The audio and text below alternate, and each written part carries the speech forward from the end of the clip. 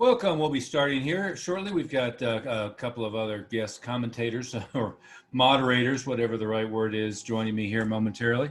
So give me a second on our some administrative things to get up and running, and we'll be actively rolling for you here.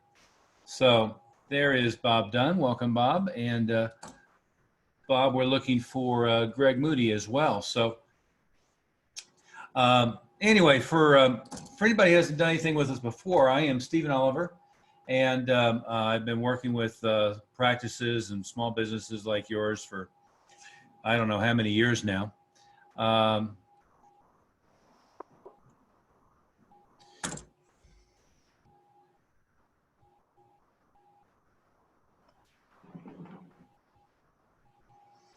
Let me get all of our administrative stuff here good to go, and we will be in good shape. Got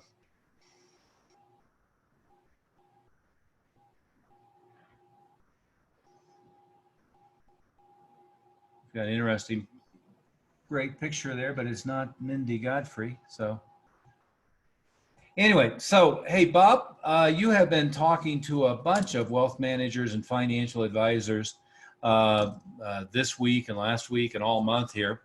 And you've been getting a lot of common questions and thoughts on what's going on. Give me a couple of examples of some of those conversations just recently.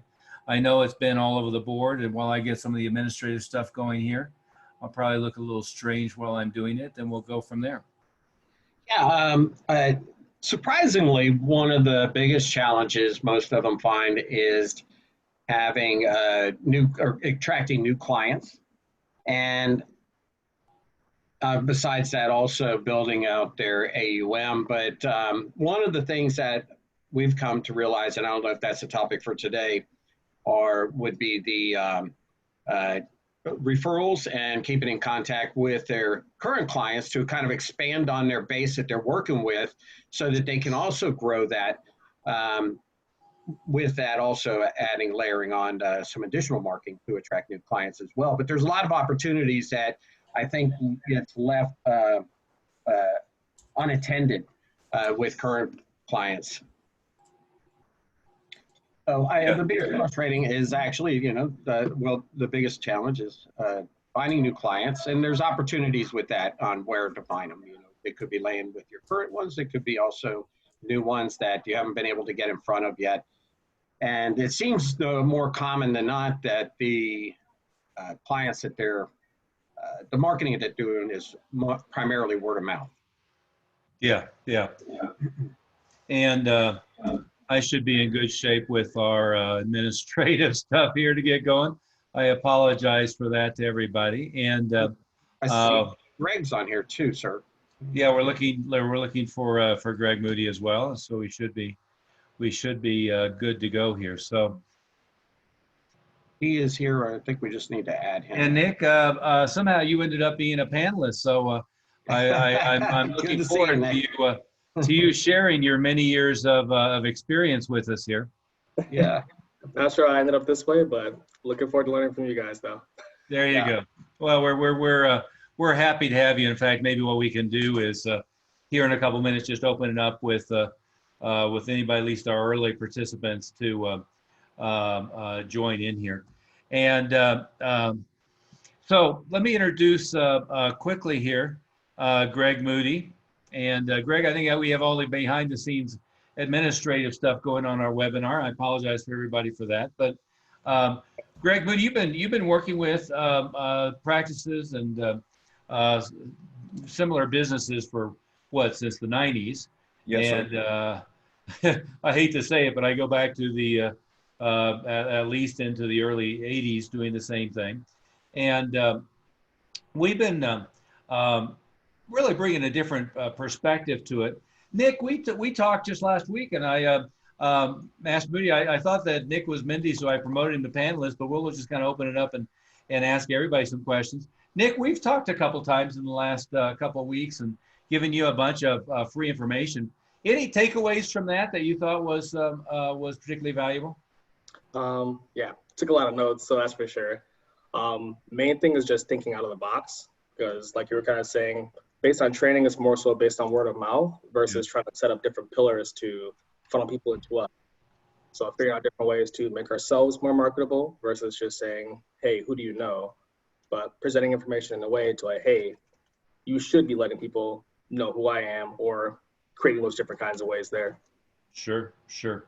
Well, it seems like, and again, we've worked with a lot of wealth managers and financial advisors, and you're with Northwest Mutual, and a good friend of mine that I have been working with also for, I think it's 15 years now, Peter Harnish, who's in the top 1%. He's just now in their private client. I don't forget what they call it specifically, but he makes over $1 million a year in his practice and so forth. Is one that I've been working with forever. But it seems like more in this particular industry than anywhere else I've seen is people really get fixated. And I think part of it is the compliance issue, is they're really worried about, and appropriately so, all the compliance issues that go with advertising and one thing or another. But just really fixated on, I meet somebody and I do a good job and they give me some referrals. And when we work with advisors and wealth managers, one of the first things we ask is, where do most of your clients come from? And when they say referrals, which a bunch of them do, we say, well, what systems do you have in place to generate referrals? And usually it's a blank stare, or it's I just asked them. And Master Moody, using your martial arts title here, we work with a lot of martial arts schools as well. We have a lot of background. In fact, you see on my background there, a picture with me and Chuck Norris, and a picture with my instructor, June Rhee, and Muhammad Ali.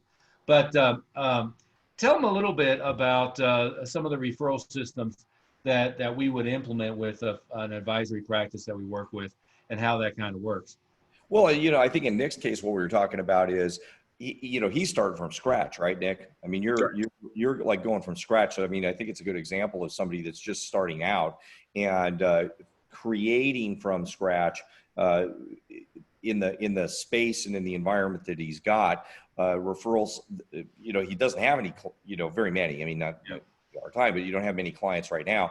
But in the space that he's got, and expanding from the people that he knows out into the environment that he knows, and it's a lot easier than you think. I think we were working with you to work with universities that you have in your area, and universities that are nearby. So looking for the right types of clients that you want, and first identifying the types of clients that you want to have, ones that have good net worth, ones that are the types of people that you want to work with, so you're working with the groups that you want to work with and focus on, and then crafting the referral systems and the outreach systems first, and then that are going to, from there, generate referrals within that outreach group, so that we end up getting the kind of people that you want to work with, that you enjoy working with, and they're going to be good, productive people with high net worth for long-term results.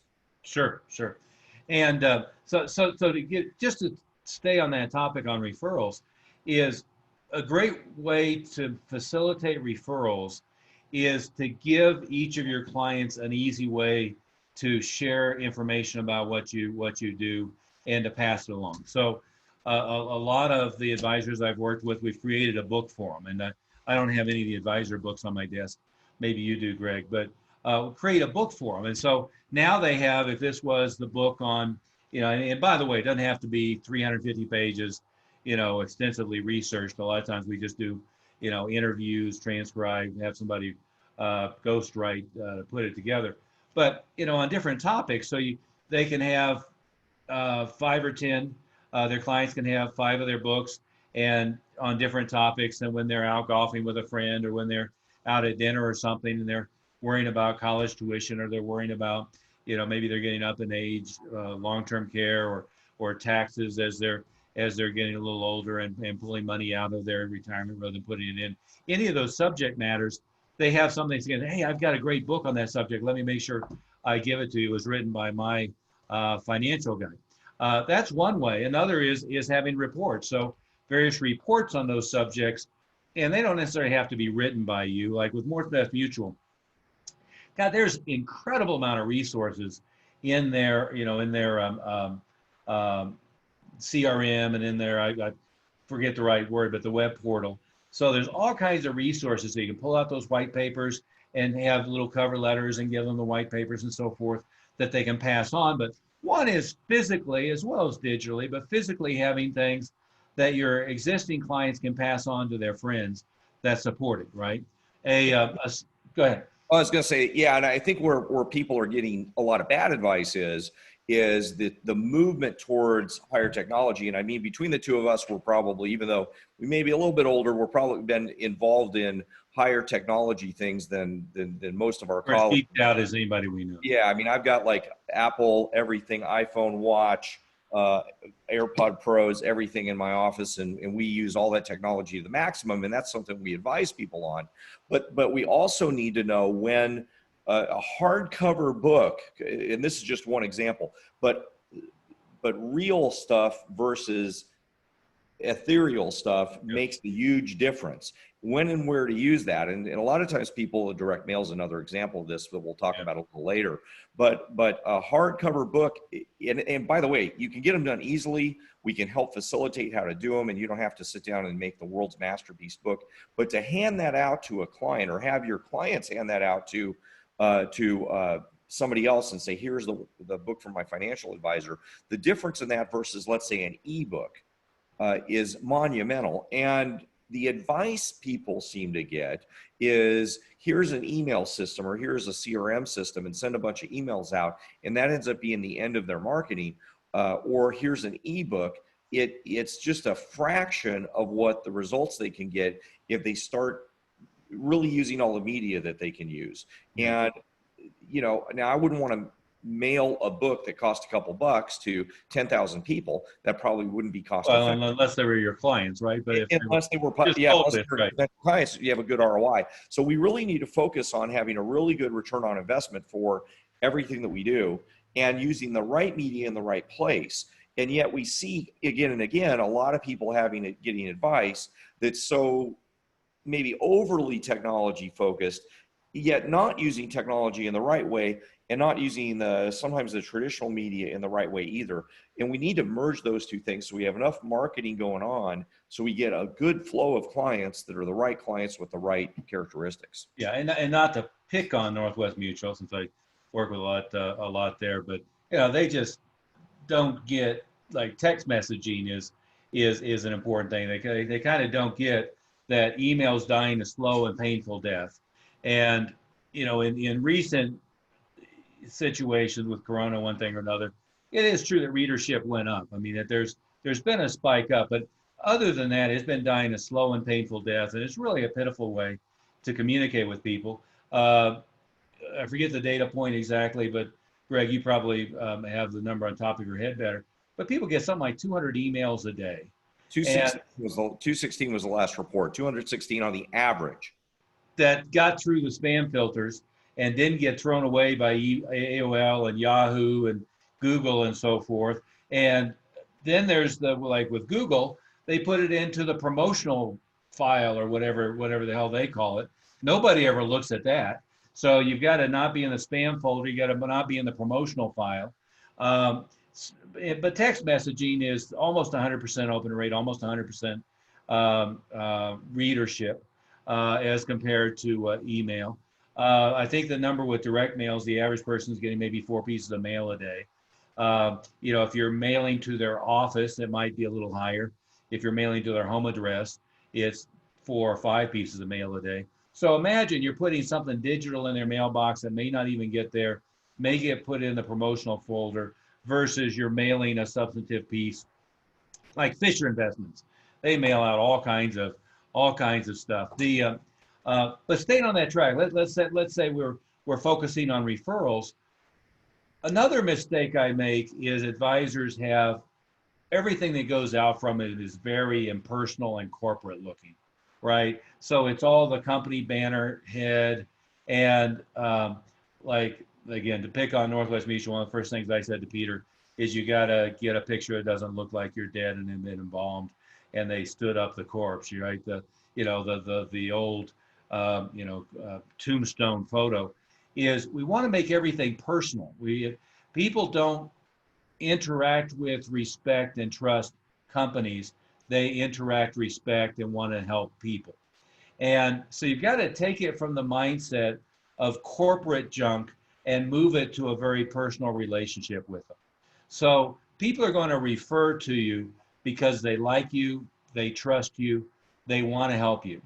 Now, if they don't believe in the company that stands behind you, if they don't believe in, the funds that you're recommending, whatever it might be, that's a problem also. Clearly, I mean, you want to project credibility and ratings and all that, but it's more about that building that personal relationship and that personal interaction. That's why what we always do is we move people from corporate looking stuff to personal, from formal tone to informal tone, have everything that goes out more like you and I are having a conversation over a beer rather than it's some, corporate formal presentation. Maybe not, maybe not as informal as Ken Fisher. He got himself in trouble. Probably a lot of people on the meeting are gonna know that one. That was probably an inappropriate reference if you know what I'm talking about. If not, Google it. But not that informal, but a more formal. You know the one I'm talking about, right, Greg? Yeah. Yeah, yeah. But I'd rather have a picture of you're on the ski slope with the wife in front of the car, or you're, playing with the dog. You're not in the suit, tie. Looks like, most of these financial advisor pictures, they all look like the guys in a J.C. Penney suit and a tie that's 30 years old, in muted tones and haven't seen the light of day. And you know what I'm talking about, Nick. It looks like they haven't seen the light of day in 22 years. You want to relate to them as a person. Going beyond that is like Nick. I know you've done a lot of life policies so far, and you don't have a lot of client retention issues with that. People are more likely to roll over from year to year, and they're not going to likely go shop once they've got what they need as much. But I tell you what they do is they forget that you exist, right? Is they get all of their, and I get them all too, they get all of their, corporate mail, and I get 3 or 4 or 5 pieces of mail every month from Northwest Mutual, but nothing, if I'm not getting a Father's Day card from Peter, if I'm not getting a Christmas card, a Thanksgiving card, if I'm not getting a personal note, if I'm not getting a newsletter, if you're not reaching out to them constantly with a personal um, um, interaction, then they forget that you exist, right? And we all think we're going to do a great job, and they're going to love the product we put them in, and we're going to get together once a year or once a quarter and do a review, and then referrals are going to flood in. I got to tell you, that just doesn't work that way. Greg, where would you pick up from there? Well, and I think even more importantly, and somebody might be seeing this in a different time of the year when it's not right after the pandemic, Right. But I think the people that we're working with that we're doing more regular work with people like we're talking about, they got their clients, they were able to engage with their clients and keep them investing. And then there was a lot of opportunity when the market went down to invest and make a lot of money and do really well. And the guys that we were working with, they had such good engagement with their clients that it was really easy to then reach out and engage with them, and they were already talking to them about what was going on. So if you were kind of in that boat where you met with them once a year and then they got like the regular corporate stuff, and you weren't really having a relationship, then some people kind of, as soon as bad things happen, they pulled all their assets out of the market, and then they were having a lot of trouble. So, our guys did really, really well. I think the example from Peter was he did. We kind of got him hooked up with some people, with a group of a couple groups, and he did about $100,000 in new business during new commissions in 6 weeks, I think it was. Yeah, in I think March or April, during that time frame. Yeah. So yeah, I think it was 11 or 15 lives in 6 weeks, and then a big monthly stream of assets under management. I don't know what the total assets under management was, but that was like in April, mid-pandemic, everything else. By the way, the biggest sin I saw is, let's say I'm a wealth manager and I've got 75 million assets under management. Well, what the mediocre people did is they hid under their table. Their office closed down and they were just afraid to answer the phone because they're afraid that when the market tanked, people are going to want to sell off. Well, what the smart people did is they got on the phone and they talked to every one of their clients and they got a newsletter out. Then they did something like this, a webinar or a Zoom meeting, and they, talked about, what's the likely recovery. Number two, they reinforced, obviously, buy low, sell high, don't buy high, sell low. But they reinforced, reassured, and they were there in front of their clients. And by the way, that's the other way you get referrals, is you're there to support them when they're mentally, emotionally frustrated. And by the way, if remember, your clients never don't make decisions logically. What we want to do is we want to load them up with all these logical reasons for doing what they do. They make decisions emotionally and intuitively, and then all of that justifies the decision after the fact. And especially, when you get into wealth management and so forth, we think that they're sitting back and they're logically making decisions and they're looking at data and they're looking at graphs. They're not doing any of that stuff. All the decisions are being made emotionally in the moment, and they're using all that to justify the decision once the decision's been made. But yeah, well, and I would say the other corollary to that is it's not just the referrals that they would get or their current clients, but all the if they really were on the ball, what would happen right when this would hit would be, or by the way, we're calling it the pandemic, but over the next 10 years, there's going to be times where there's big dips in the market as well, and big things happening in some the financial crisis, 9/11. I mean, there's all so many different things happening over there. And what you should really be doing is looking through your prospect list of all the people that have come to you but maybe haven't gotten started with you yet. People that may be in your inquiries. What so many advisors are doing is they have an inquiry, they talk to the person, maybe that person, dies on the vine and they don't really go any further, or maybe they don't respond to the phone call, or they just don't go any further, and they've got this big list of people and that list just goes into the trash can, or it doesn't really get worked. This would be the time when this kind of stuff happens to really reach out to people.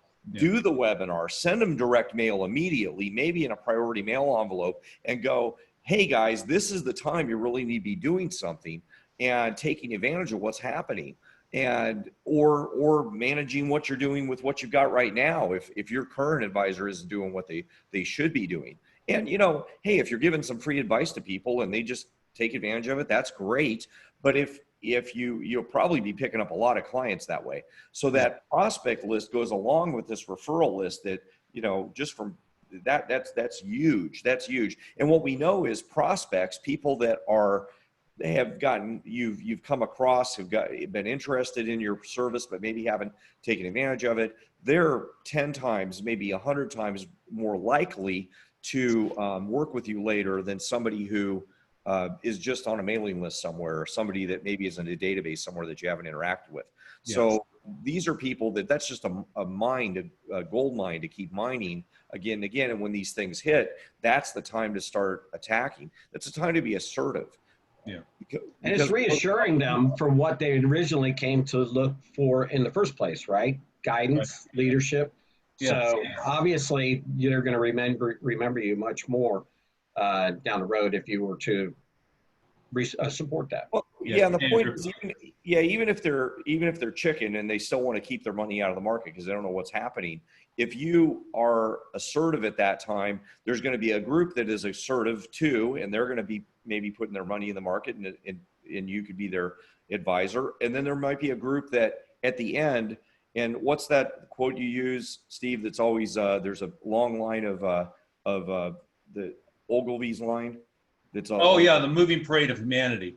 What we want to do is if we start getting out to them when they're going to be stirred up about this kind of situation for any kind of market crash or any kind of market volatility, then maybe some will respond to become clients now, but maybe over time when they start being more settled down, these other ones are going to respond and other ones are going to respond because you're showing leadership. And really that's something that advisors need to be. That's what they are for their clients, is a leader for them.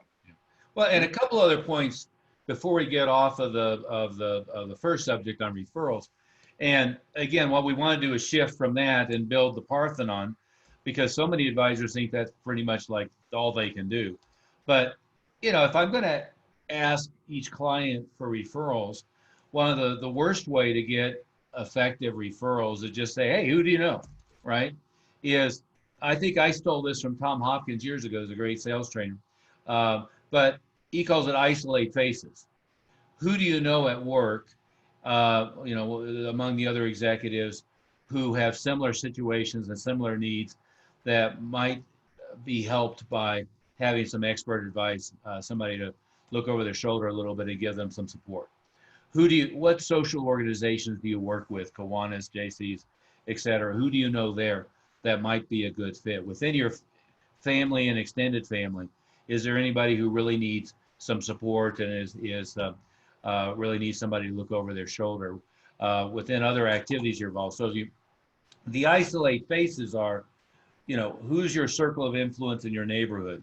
Who's your circle of influence in your work environment? Who's your circle of influence in your other social groups and so forth? But really helping them narrow down, because you ask most people, you know, who do you know? Well, they draw a blank. But, you know, if you're thinking about who at work might be a really good fit, but would really have some needs that we could support, right? So that's one thing I would say is really getting good at asking congruently, asking expectantly, and asking in such a way that you use techniques like that where isolate faces really help them. Another thing that works great is client appreciation events. One that I know his niche was surgeons. So in his region, he really did a good job expanding and working with surgeons. And one of the things he did is he had an annual client appreciation event. And I don't remember how many he invited, but it was a top 50 clients or top 100 clients. I mean, this is a big producer. But every year he had a black tie formal client appreciation event, but they had to be within, let's say, his top 50 clients on new assets under management that year in order to qualify, right? Well, you take a niche where they're competitive, and you take a niche where they want to be, the number one guy, and you communicate with them regularly on whether they're going to get invited to the client appreciation dinner or not. Well, all of a sudden his assets under management really started spiking because, without knowing who the others are, they become competitive with each other, right? So client events where that's one example, but another example is, having a dinner, having a July 4th picnic, having a live band. What Peter likes to do a lot is he's got a friend who has an art gallery. So they'll do, events at the art gallery. And one of the things that we find, and this is true across different businesses, but your client is probably really bad at selling your services. Hell, most of your staff aren't particularly good at, the elevator pitch of, why somebody should work with you. But they're okay with inviting, a friend who might be a good fit to come out to a dinner, to come out to a luncheon, to come to a presentation, to come to some live event. And of course, in the COVID era, we know a lot of those things, got kind of weird or got canceled down. But it's certainly possible to shift that into virtual until we get back where we can do that in a live. So, maybe as a brief summary, just to start on referrals, is isolate faces, be constantly in a very personal way showing up so that you remind them that you're there, and so they build a relationship. Is certainly you should use email, it's cheap and free, but you should also be using text messaging. If you can't get away with that with compliance, at the very least, be using birthday cards and Thanksgiving cards, and have something that's showing up in their mail at least once a month, preferably twice a month. It can be a newsletter.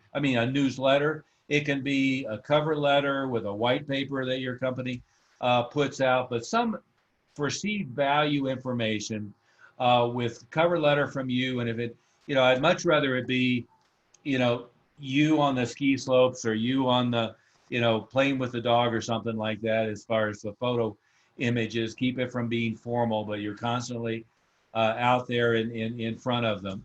So those are some of the things. We mentioned the book, having a book or having a different papers and so forth that you're delivering to your clients. They perceive it as a value add, but giving them 4 or 5 or 6 that they can then pass on to their friends is another one. I think we had 4 or 5 more things, Greg, but we probably have to move on if we're going to get really any substantive content. Sure. Let's go back to technical. Is, without exaggeration, I would say between the two of us, whether it was designing software programs or really drilling down and being an expert in Facebook and LinkedIn, really being experts in SEO, whether it was all the way back to when it was Alta Vista and Yahoo Directory and GoTo was the only pay-per-click, all the way through the current. There's no such thing as anybody in this niche who's more on top of online marketing than the two of us, including right now, keyword analysis and conversion rates on websites and all of that. But as you said a minute ago, is what I find, and you've been doing this as well, you start shopping on different people who can help you. And there's the Facebook wizards who promise they're going to flood you with leads of traffic. And there's the Google wizards that are going to flood you with leads of traffic.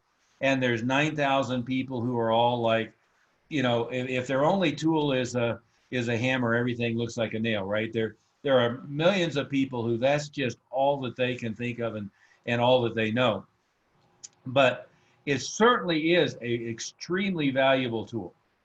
What we know is in the last 3 months, Facebook engagement, for instance, went up 640%. The value of that, we could kind of define it in several ways, but let's kind of start at one that most people don't think about is retargeting. And I got started on that track, Greg, because what you said a minute ago is if I have, let's say I've been in this business for 15 years and I have a big database of people who opted into the website I never had an appointment with, came to an appointment I never executed anything with, or I've got 600 clients or 150 clients or 75 clients, whatever that is. What a lot of people don't know is you can do online targeting on Google and all of their properties, which is a bunch, Facebook and their various properties. You can go advertise to them. What you do in Facebook jargon is called creating a custom audience of your current customers. What Google calls it is just uploading a retargeting list.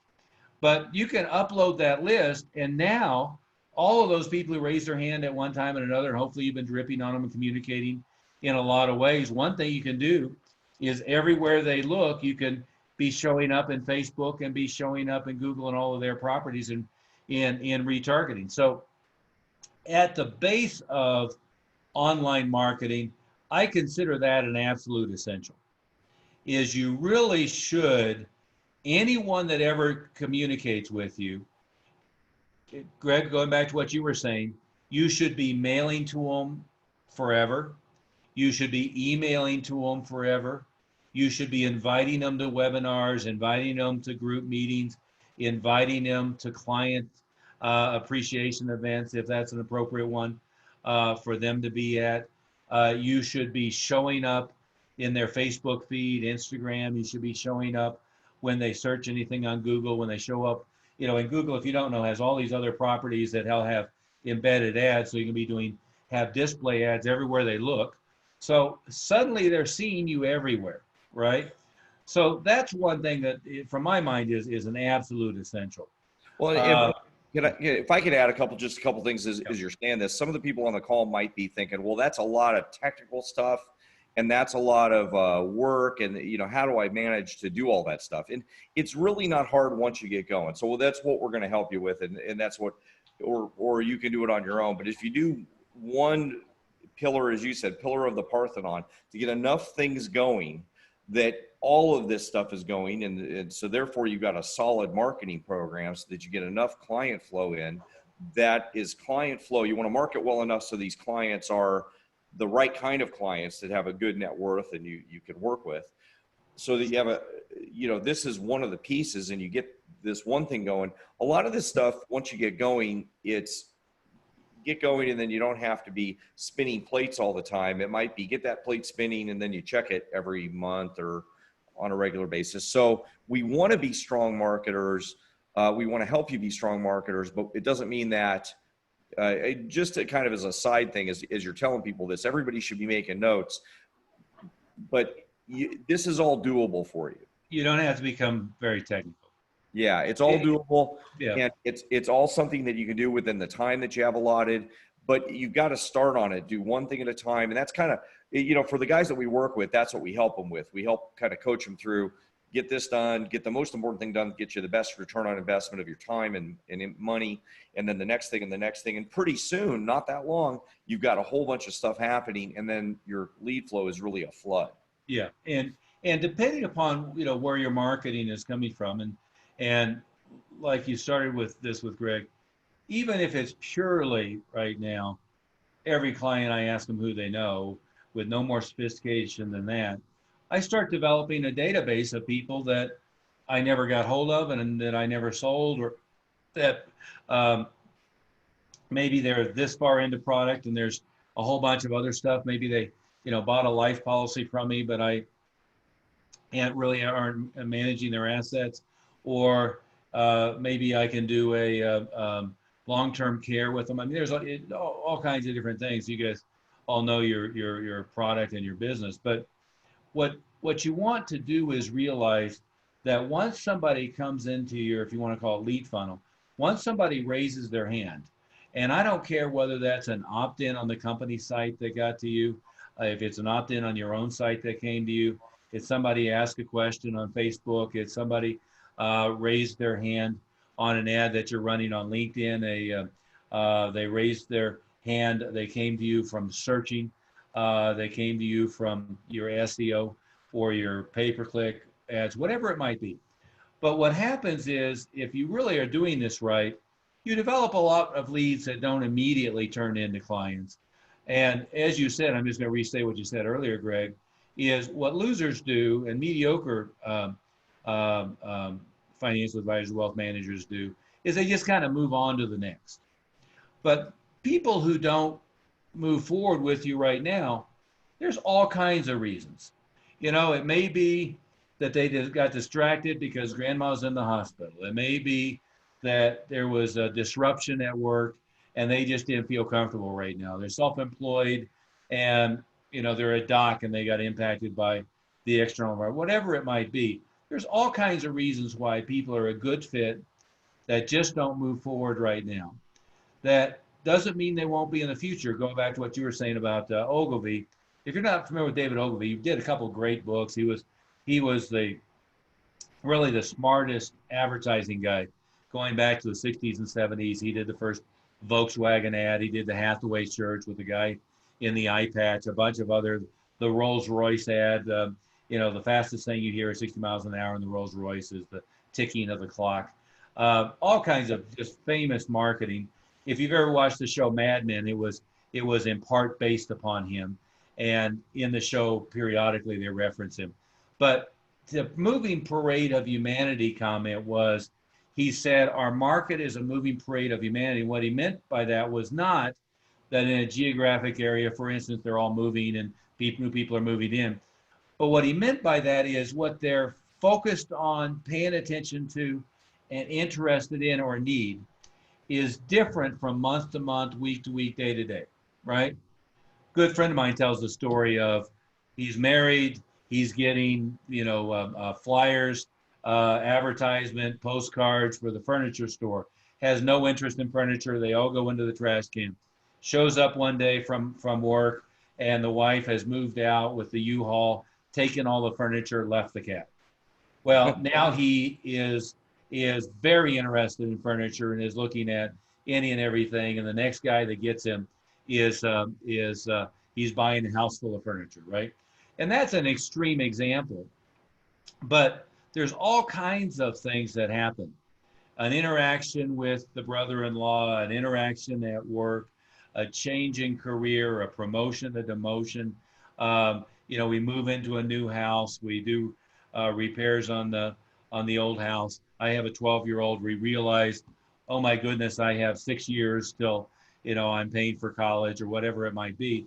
But there's all kinds of reasons why what they're paying attention to, interested in, willing to move forward with changes from day to day, from month to month, from week to week.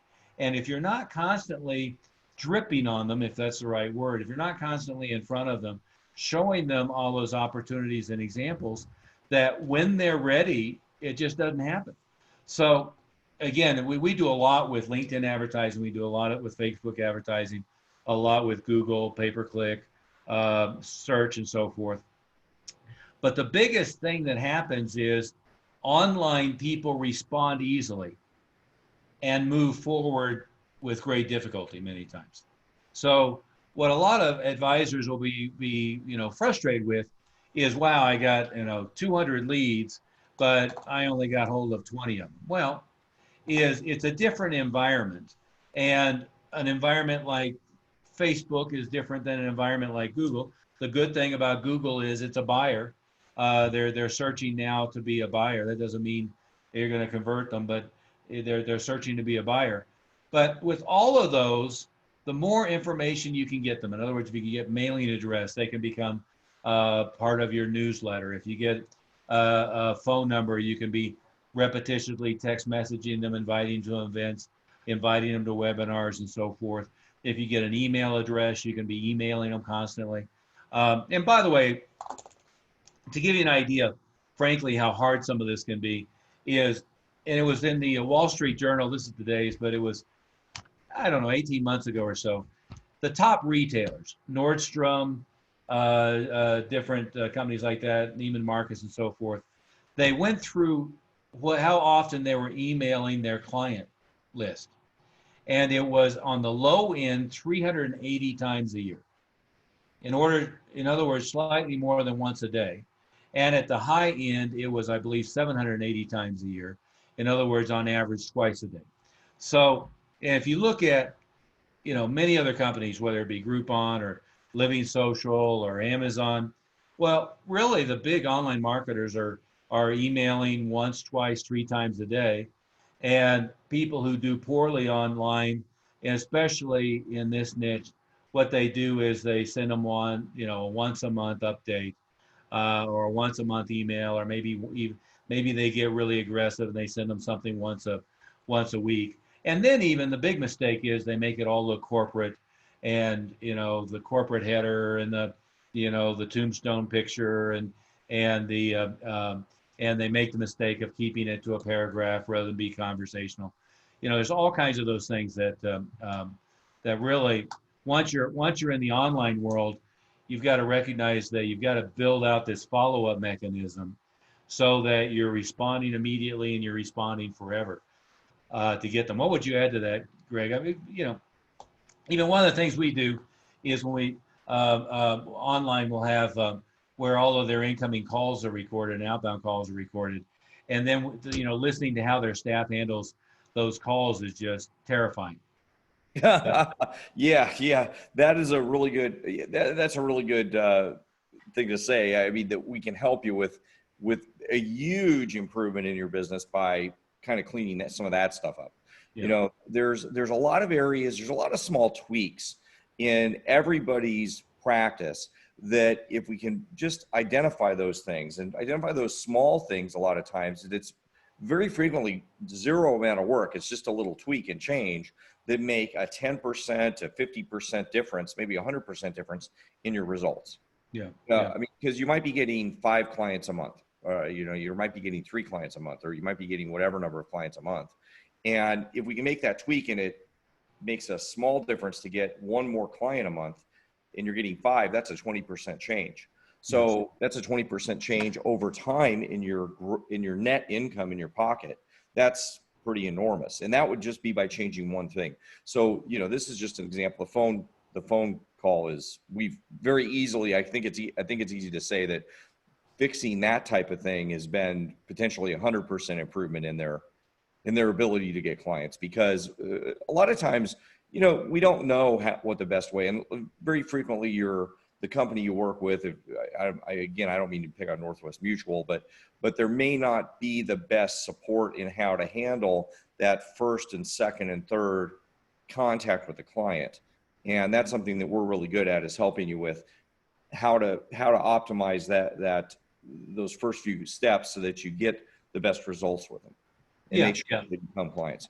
And not just in terms of how you talk to them, or you don't want to use the word sales exactly, but do the advisement steps along the way, but even making sure they show up to the first few meetings. If you end up having 50% of them show up, that's not very good.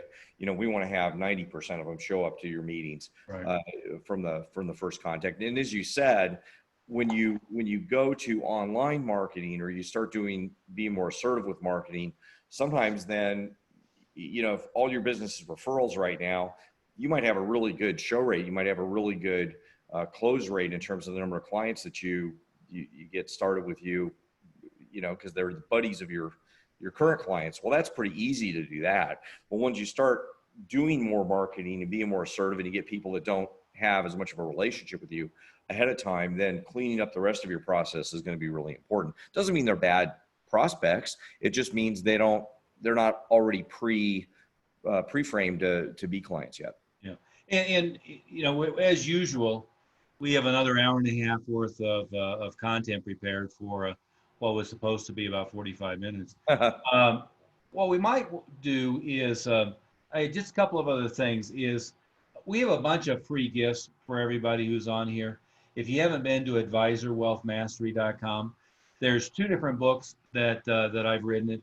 One is called The Way of the Mile High Maverick, the other is Everything I Wish I Knew When I Was 22, about growing your business, growing your practice. We have a free report on using social media effectively for a financial advisor or wealth manager. And we have another free report on the 10 things you must do to grow your practice, as well as 2 really good videos. One is a previous webinar we did. The other is a wonderful presentation by our wealth coach, Lee Miltier. So make sure you go there to Advisor Wealth Mastery, or Bob, they can talk to you or Mindy. And what we'd love to do is schedule a time to talk. Mindy might be a better direct source to get an appointment set. Her phone number is 303-808-8719. And Bob, you, I think you already posted yours in the chat box. Yes, sir. I already put it up there. Yep. Yeah, excellent. What we might do is open it up and maybe take another 10 minutes and ask any specific questions that anybody has. What I would say is one other thing. One of the first things I do when I sit down with let's say a wealth advisor, and I'm looking at their business. So let's say they've been in this business for 15, 20 years or something like that. First thing I do is let's go through all your current clients. Who are they? What do they do? What's their commonality? Who do you really have an affinity with? What's their career background? Which are the ones that really, if you had, a lot more like that, who would it be, right? And then, and this is not a new idea, but then what you want to do is say, who are people from a professional standpoint or from an interest standpoint that really I would resonate with, that would really need what I do? So again, I use the example of working with surgeons. But who is a niche? What is a profession? What is a group of people who would really resonate with me and I could target, right? So, and then once you nail that down, the marketing becomes pretty easy, because I can get a list of, if I take that example, let's say I want to be plastic surgeon. I can get a list in your city of plastic surgeons, in your state of plastic surgeons. I can get that list probably sorted by volume and income. I can figure out who subscribes to their trade magazine. I can figure out what the demographics are of that particular niche. I can then organize by which is the one that I really want to target. And then I know how to go after them online, by LinkedIn. I mean, that's a great source for LinkedIn. I can go through and find all of them by that profession. I can be paying ads. I can be putting on somebody, personally contacting them, etc. I can have direct mail campaigns go out to everybody in that. I can contact their associations, their organizations, whether it's their subset of the AMA or their subset of the bar or whatever it might be. I can then become a speaker at their meetings.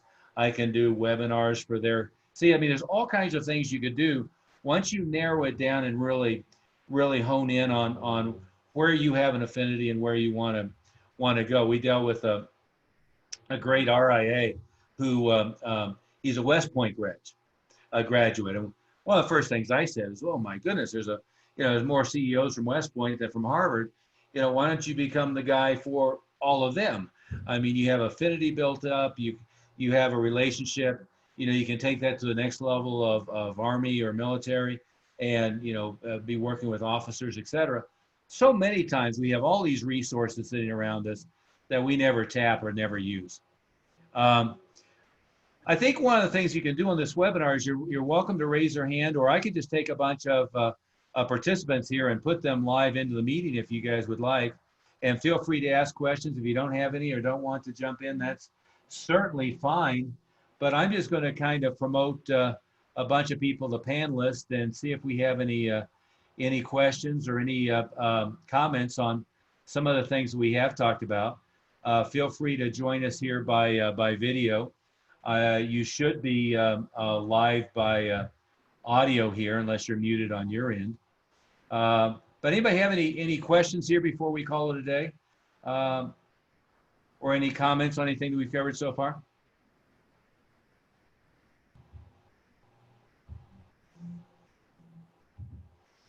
And everybody is muted right now, so you can unmute yourself in order to ask a question. That's on your screen if you haven't used the system before. I think we have one more to promote to panelists. Oh, do we? Yeah. Yeah.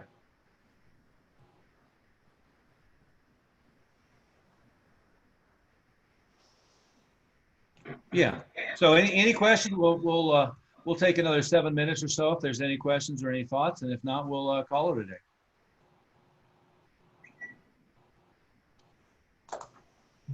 Going once, going twice. Greg, any final thoughts? Well, I think that what I notice is in the industry there ends up being a lot of really poor advice out there, and when we talk to a lot of people, what we end up seeing is they're going, well, this is kind of an independent thing. You're in some ways, even if you're working for a big company or working under a big organization, you're really left alone. I mean, you have to figure stuff out on your own a lot. And I hear a lot of people say, well, I'm talking to so-and-so and I'm talking to so-and-so and I'm talking to so-and-so and I'm talking to so-and-so. And then I'm trying to compile the information together.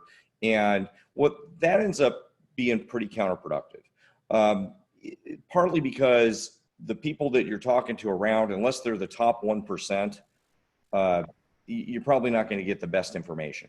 And the second thing that's problematic about that, even if you talk to 4 of the top 1%ers, they may not be the best people to communicate the way that they're doing their top 1% job. They may be the top 1% because they're in a fortunate situation. They may be the top 1%. I'm not saying they don't work hard, but they may be the top 1% for a lot of reasons. They may not be the best trainers for you to explain to you how to be in the top 1%. And that's kind of where we come in. And what ends up look at pro sports, very few Hall of Fame athletes become successful coaches. Right. Michael Jordan's an owner, not a coach.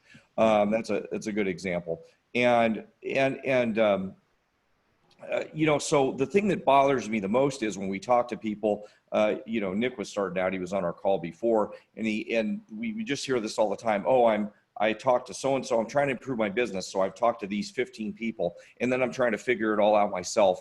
And it's almost like you're grabbing Legos and Tinker Toys and Lincoln Logs, if they still have those, and then trying to build a building. It doesn't work. So, whether you listen to us or somebody else, if I talk to the top 1% guy, I'd probably watch him, not talk to him, watch him, and then try to observe what he does. Yeah.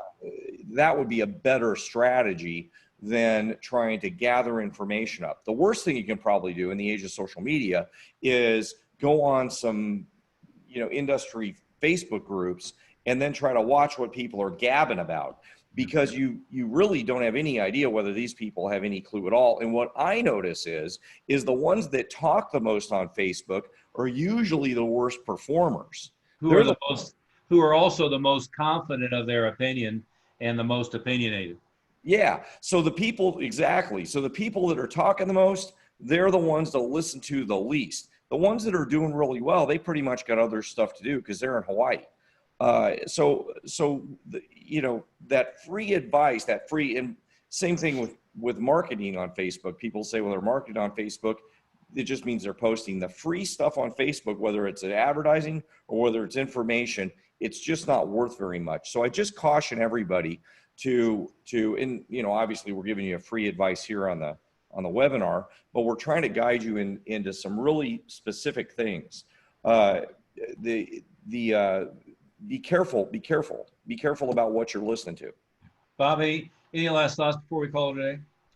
No, sir. I just, to backtrack when you guys were talking about building out the Parthenon, so many people limit themselves to just one piece. And today it's, you really need to be in front of people more often than not. And I mean, the right thing that you'd want to hear is when you ask somebody, how did they hear about you or find out about you? It's like, I see you everywhere. So, I mean, that's about it. It's just important on how, I mean, it's harder than ever. You just need to be coming at them in all different directions. Yeah, absolutely. I guess the last thing I would finish with, now we have a little bit of an echo. There's a great quote, and I'm going to misattribute it. I think maybe it was Earl Nightingale. His quote was, if you're in a business and you don't know what to do, look at what everyone else is doing and do the opposite.